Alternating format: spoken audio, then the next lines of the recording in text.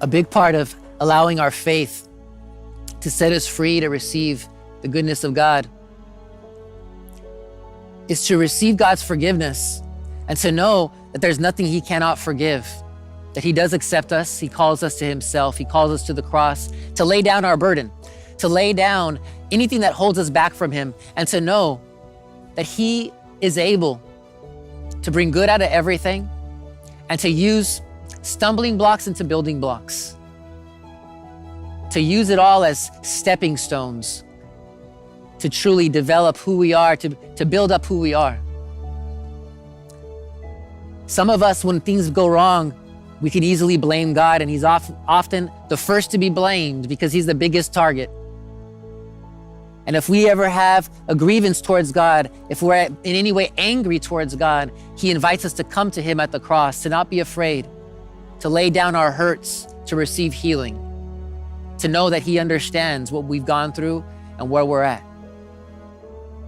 To forgive God as if any grudge or resentment that we may have against Him for allowing something to happen, for allowing someone that we may have loved, their lives to be taken unexpectedly.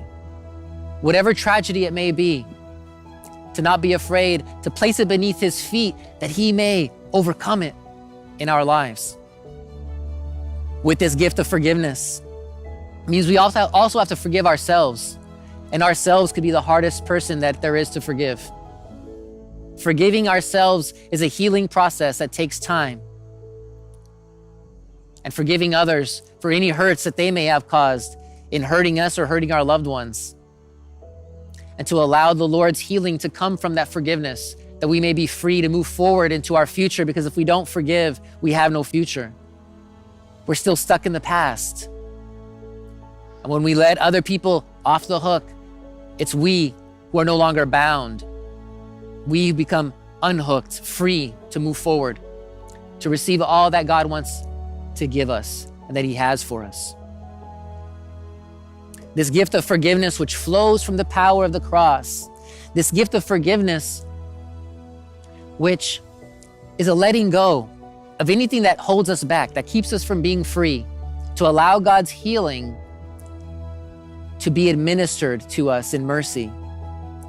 That by being merciful to others as He has been to us, we may experience the resurrection, because the cross is not the end of the story of salvation.